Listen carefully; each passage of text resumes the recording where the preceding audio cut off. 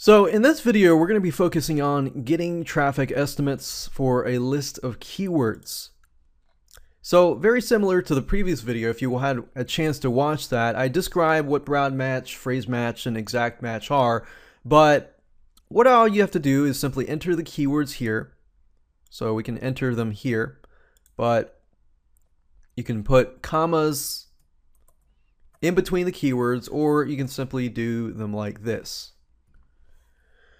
where they have different keywords on each line, or you can simply upload the keyword list if you have hundreds and hundreds and hundreds of keywords.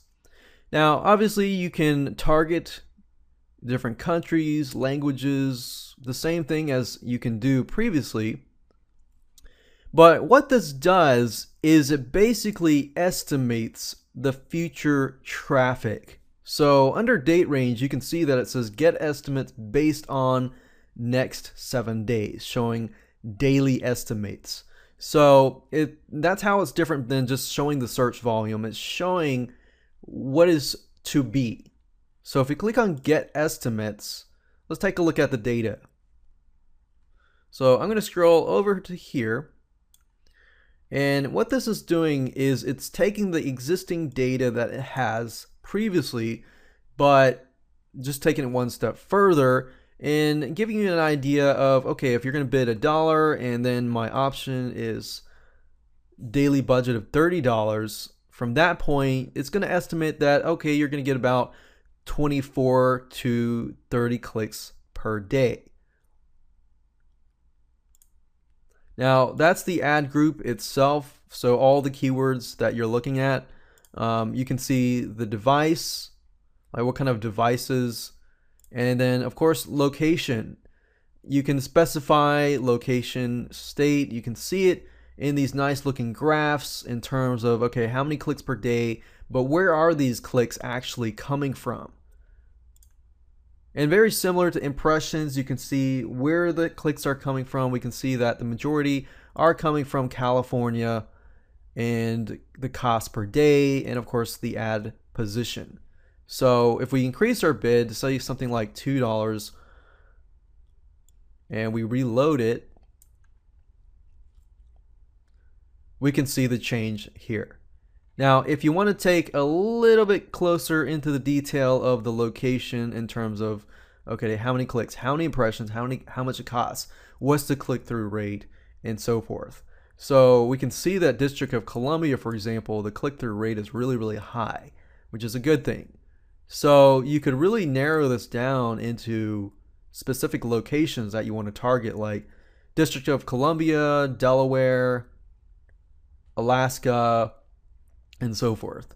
Now, click-through rate doesn't always define whether or not it actually converts. That's really on your end. But on the Google side of the end, they can actually see how many people are clicking through, which is great. This is great data because think about it, you would never know how many people would actually click through just by guessing. And the beauty of this is you can actually download the actual plan and get all this data so that you can use it later down the road. And that's kind of what I like to do, is download these and take a look at them and just keep a record of all the data so that you can use it later. So as you can see, this is really what the tool does, is it basically just gives you an estimate of the keywords that you enter in. And also under the keyword tab, you can see that you can specify, all the keywords should be converted to exact match, or all the keywords should be converted to phrase match or broad match, so that you can get an idea of the clicks for the different variations. So that way you have a better idea of what you're working with, and then narrow it down in the future to what you're willing to actually bid on. And you can download this plan as well, so you have it on your computer. And if I go back to device and I scroll down to the bottom, you can actually see in detail there are about 15 clicks for desktop, mobile traffic is about 10, and then of tablets are about 10. So you can get an idea not only of the statistics, but what kind of customer you're dealing with.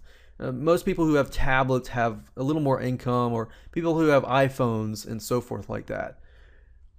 So not only are you getting data, but you're getting data that will allow you to dig further into your customer profile as well.